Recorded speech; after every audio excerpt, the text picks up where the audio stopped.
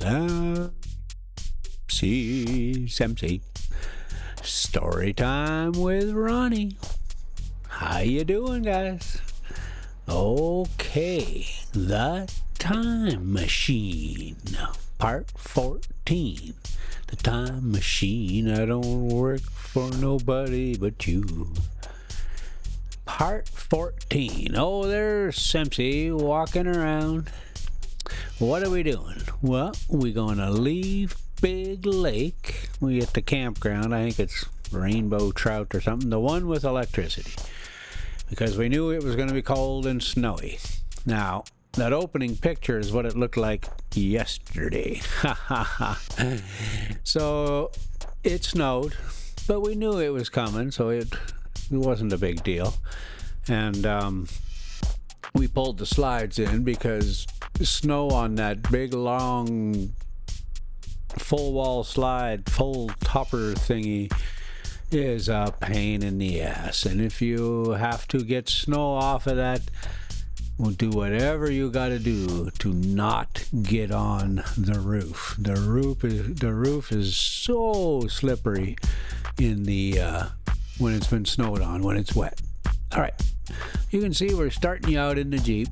We got the little 360 thing going, and we just kind of looking around and seeing the beautiful scenery, and we about to see some brake lights here, and that means we're about ready to go. So now this story. Now, when we left this thing off, the time machine, the time traveler was duking it out. He had set the whole damn place on fire, and he was duking it out with the Morlocks, and turns out they're blind and just completely useless when they're got light in their face. So he's like, oh, I don't need to be beating the shit out of these guys no more. So he's kind of just leaving them alone, and he's walking around on this hill looking for little Weena, but Weena was gone. At last, I sat down on the summit of the hillock and watched this strange, incredible company of blind things groping to and fro and making uncanny noises to each other as the glare of the fire beat on them. The coiling uprush of smoke streamed across the sky, and through the rare tatters of that red canopy, remote as though they belonged to another universe, shone the little stars. 2 or 3 Morlocks came blundering into me, and I drove them off with blows of my fists, trembling as I did so. Let's take a peek. All right, yeah, so we're leaving this campground, and we're just gonna go swinging back and forth and kind of just look at this little campground, and we get around to the main road here, and we'll pop up the front view, and as the snowstorm rages on. The reason we're leaving, I think we had still a couple more days we could have stayed. It just the weather said it was going to get worse, and it did. It you'll see on the way home here, the storm was just rolling, and it's pretty exciting. I kind of like that kind of thing, you know. But that's, you know, a lot of people get stressed out about it, and I'm just like, hey, let's go for a drive in the snow. All right, so he's freaking out, can't find Weena. For the most part of that night, I was persuaded it was a nightmare. I bit myself and screamed in a passionate desire to awake. I beat the ground with my hands, and I got up and I sat down again and wandered here and there and sat down again.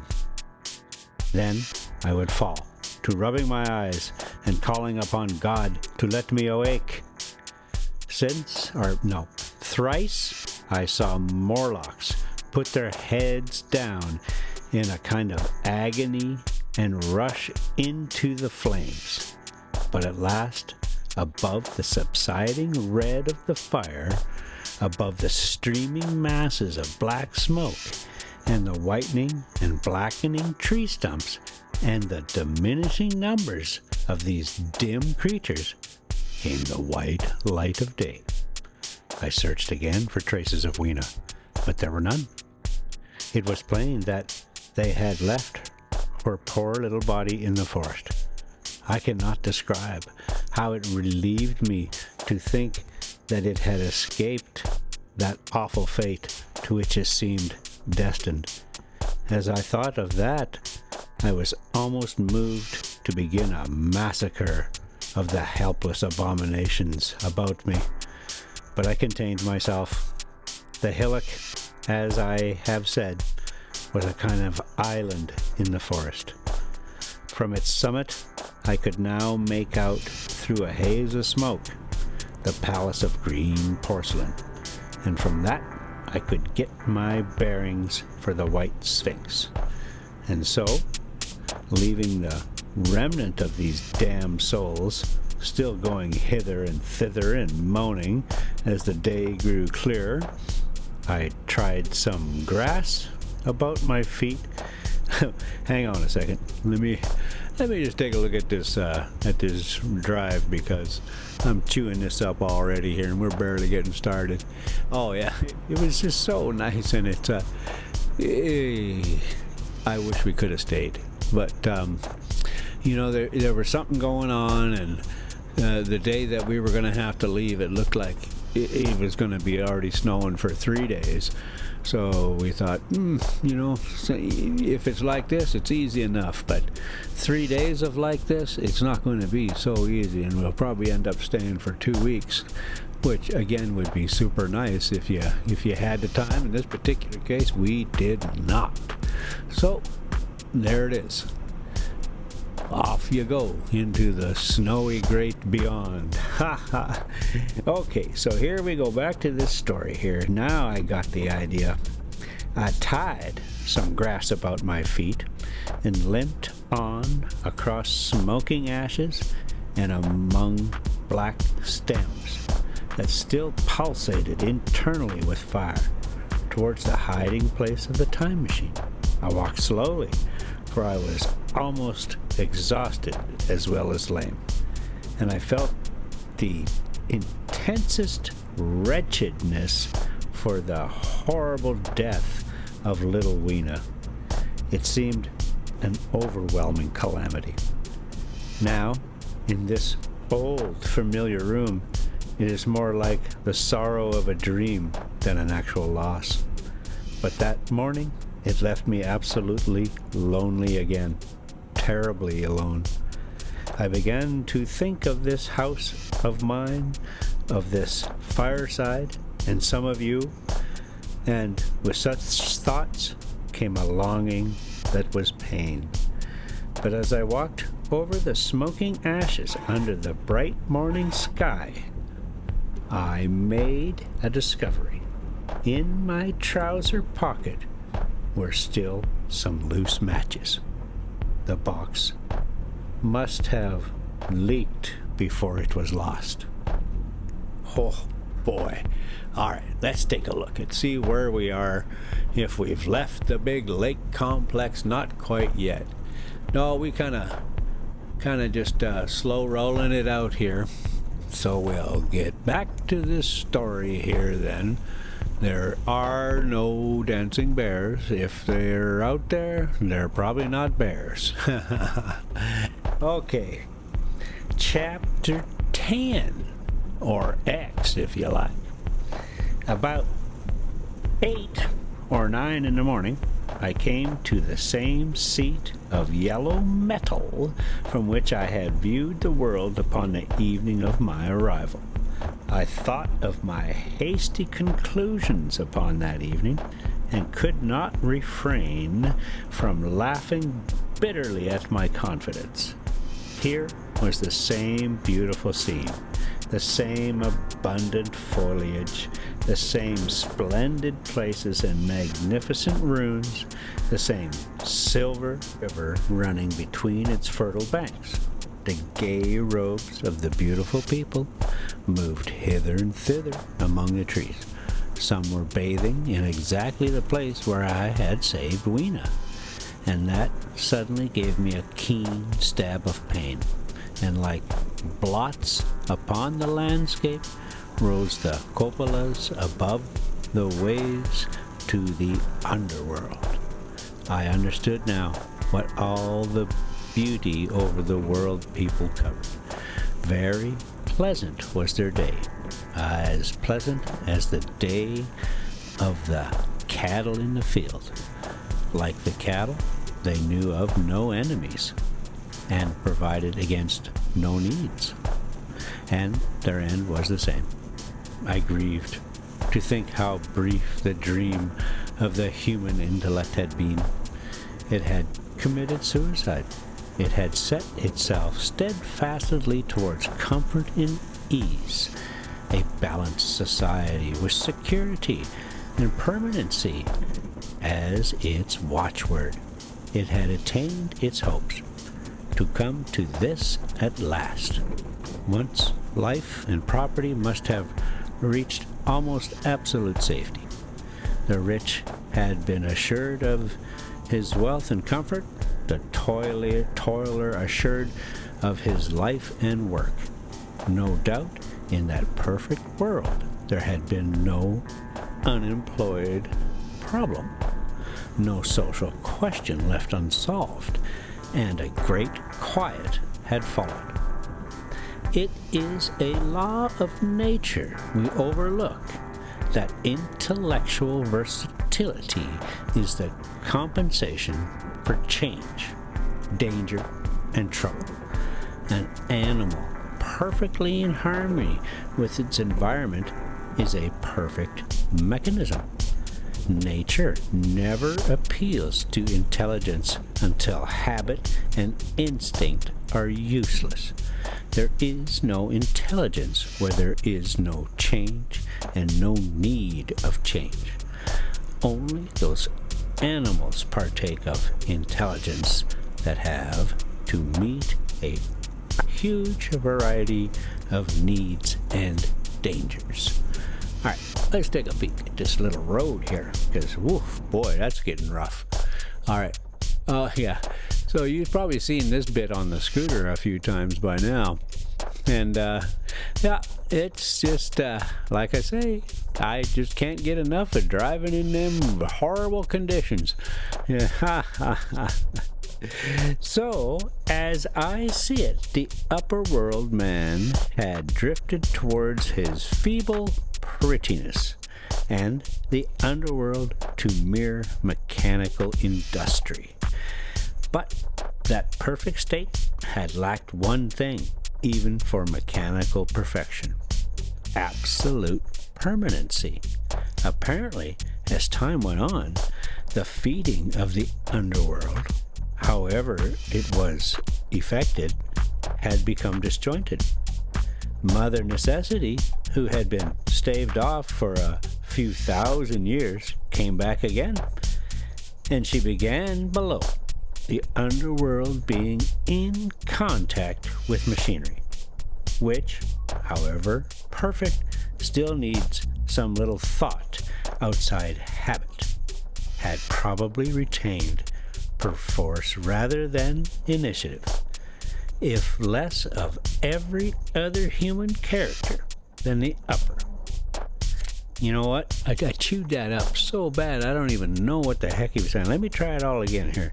The underworld being in contact with machinery, which, however perfect, still needs some little thought outside habit, had probably retained perforce rather than initiative, if less of any other human character than the upper. And when the other meat failed them, they turned to what old habit had hitherto forbidden. So I say, I saw it in my last view of the world of 802,701. It may be as wrong an explanation as moral wit could have invent. It is how the thing shaped itself to me, and as that I give it to you. After the fatigues, excitements, and terrors of the past days, and in spite of my grief, this seat and the tranquil view and the warm sunlight were very pleasant. I was very tired and sleepy, and soon my theorizing passed into dozing. Catching myself at that, I took my own hint, and spreading myself out upon the turf, I had a long and refreshing sleep. I awoke a little before sunsetting. I now felt safe against being caught napping by the Morlocks, and stretching myself, I came on down the hill towards the White Sphinx. I had my crowbar in one hand, and the other hand played with the matches in my pocket. And now came a most unexpected thing. As I approached the pedestal of the Sphinx, I found the bronze valves were open. They had slid down into grooves. At that, I stopped short before them, hesitating to enter. Within was a small apartment, and on a raised place in the corner of this was the time machine. I had the small levers in my pocket, so here, after all my elaborate, oh boy. After all my elaborate preparations for the siege of the White Sphinx was a mere meek surrender. I threw my iron bar away, almost sorry not to use it. A sudden thought came into my head as I stooped towards the portal. For once, at least, I grasped the mental operations of the Morlocks. Suppressing a strong inclination to laugh, I stepped through the bronze frame and up to the time machine. I was surprised to find it had been carefully oiled and cleaned. I have suspected since the Morlocks had even partially taken it to pieces while trying in their dim way to grasp its purpose. Now, as I stood and examined it, finding pleasure in the mere touch of the contrivance, the thing I had expected happened. The bronze panels suddenly lit up and struck the frame with a clang. It was in the dark. I was in the dark, trapped, so the Morlocks thought. At that I chuckled gleefully. I could already hear their murmuring laughter as they came towards me. Very calmly I tried to strike the match. I had only to fix on the levers and depart. Then, like a ghost, but I had overlooked one little thing. The matches were of that abominable kind that light only on the box. You may imagine how all my calm vanished. The little brutes were close upon me. One touched me. I made a sweeping blow in the dark at them with the levers and began to scramble into the saddle of the machine. Then came one hand upon me, and then another. Then I had simply to fight against their persistent fingers for my levers, and at the same time feel for the studs over which these fitted. One indeed, they almost got away from me. As it slipped from my hand, I had to butt in the dark with my head. I could hear the Morlock's skull ring to recover it. It was a nearer thing than the fight in the forest, I think, this last scramble. But at last the lever was fitted and pulled over. The clinging hands slipped away from me. The darkness presently fell from my eyes. I found myself in the same grey light and tumult I had already described. Whew, that's the end of the chapter. That's the end of chapter 10. Chapter X is down. Let's take a look. Oh boy, yeah, okay. So we still got a long ways to go, so we're gonna just keep going back and forth and really enjoying this different views and all this snow. It really gets going here pretty soon. I'll we'll get started on this chapter 11, or XI if you like. I have already told you of the sickness and confusion that comes with time traveling. And this I was not seated properly.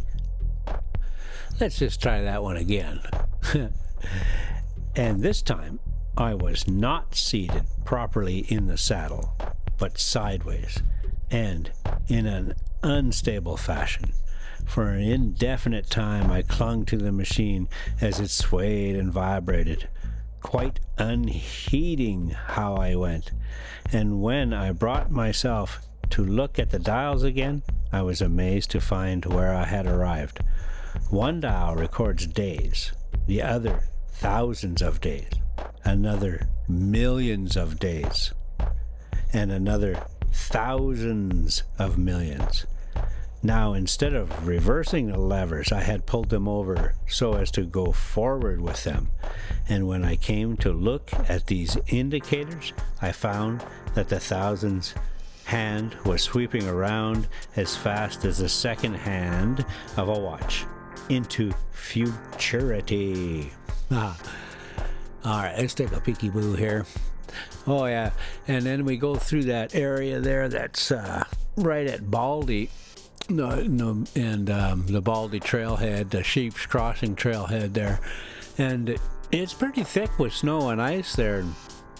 You know, the air temperature, that was the biggest problem here, is the air temperature was, I think, 31 degrees, something like that. It's right at that transition point, so you know, if it looks like this, it could be black ice. If there's snow all over the road, when you're heavy, or any vehicle for that matter, when you're driving on it, what happens is you squish the snow down, and it gets hot and it turns to ice. That's why you always see the tracks. They look like ice. So that's a little tip for you. If you're in some snow, say you're in, you know, a good 3, 4, 5 inches of snow, and there's a couple of tracks through there, and they look clear and everything, and then you know, you're driving on it, and you hit your brakes and you just start sliding. Well, back off them brakes right away, get yourself straight up, and then you know, just move over so that you're on the snow itself, and you'll get a lot more traction. That's just the way it is. Ice is slippery, snow is grippy. I like that one. We're going to have to make a t-shirt. Okay, chapter 11. Okay, the sickness and confusion and second-hand, all right, into futurity. All right, as I drove on, a peculiar change crept over the appearance of things. The palpitating grayness grew darker. Then, though I was still traveling with prodigious velocity, the blinking sensation of day and night, which was usually indicative of a slower pace, returned, and grew more and more marked. This puzzled me much at first. The alternations of night and day grew slower and slower, and so did the passage of the sun across the sky, until they seemed to stretch through centuries. What? At last a steady twilight brooded over the earth, a twilight only broken now and then when a comet glared across the darkling sky. The band of light that had indicated the sun had long since disappeared, for the sun had ceased to set. It simply rose and fell in the west, and grew ever broader and more red. All trace of the moon had vanished. The circling of the stars, growing slower and slower, had given place to creeping points of light. At last, some time before I stopped, the sun, red and very large, halted motionless upon the horizon, a vast dome glowing with a dull heat. and now and then suffering a momentary extinction. At one time, it had, for a little while, glowed more brilliantly again, but it speedily reverted into its sullen red heat. I perceived, by this slowing down of its rising and setting, that the work of the tidal drag was done. The earth had come to rest with one face to the sun, even as in our own time the moon faces the earth. Very cautiously, for I remembered my former headlong fall, I began to reverse my motion. Slower and slower went the circling hands until the thousands one seemed motionless, and the daily one was no longer a mere mist upon its scale. Still slower until the dim outlines of a desolate beach grew visible. All right, let's take a look and see what we're doing here. Oh, I think we're about to dip down into that little section here. And at this point here, there's at least 3 vehicles following us. They probably could have went around us, but I could see why they wouldn't. And you can see that ground there, that road is starting to look a little suspicious already.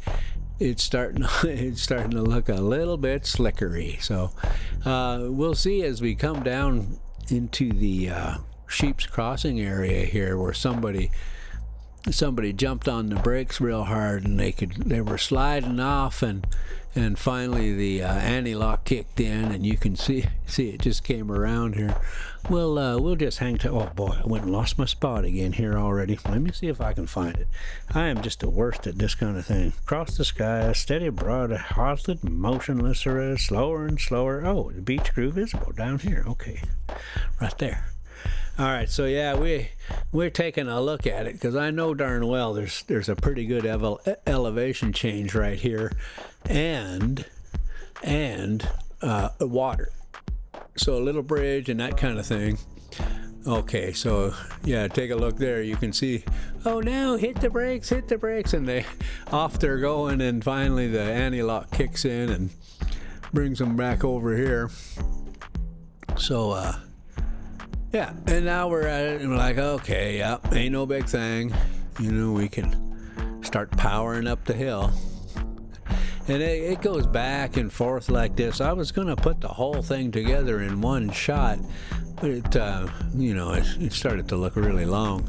So what are we, 30 minutes here? That's probably good enough for this one. And let's see if we can get just a little bit more, because I think we only got 2 or 3 minutes left here. So, no. Let's get to the next page anyway. I stopped very gently and sat upon the time machine, looking round. The sky was no longer blue. Northeastward, it was inky black, and out of the blackness shone brightly and steadily the pale white stars. Overhead, it was a deep Indian red and starless. And southeastward, it grew brighter to a growing scarlet, where, cut by the horizon, lay the huge hull of the sun, red and motionless. The rocks about me were of a harsh reddish color, and all the trace of life that could see at first was the intensely green vegetation that covered every projecting point on their southeastern face. It was the same rich green that one sees on forest moss or on the lichen in caves. Plants which, like these, grow in a perpetual twilight. Ooh, you know what? I'm betting we're getting really close now. All right, I'm going to put a marker right there because I know it's coming up right here. I'm pretty sure we're at the end of this thing. Oh, we still got 2 minutes left. 2 minutes. What? I could do a little ditty for you for 2 minutes. Oh no, that's probably a bad idea. Well, I guess we'll just call it there then. Okay, guys, thanks so much for coming along, and we'll catch you next time. We'll get a little further. More snow. Some sea. And there's big old Rosie. All right, Rosie, you do your thing now.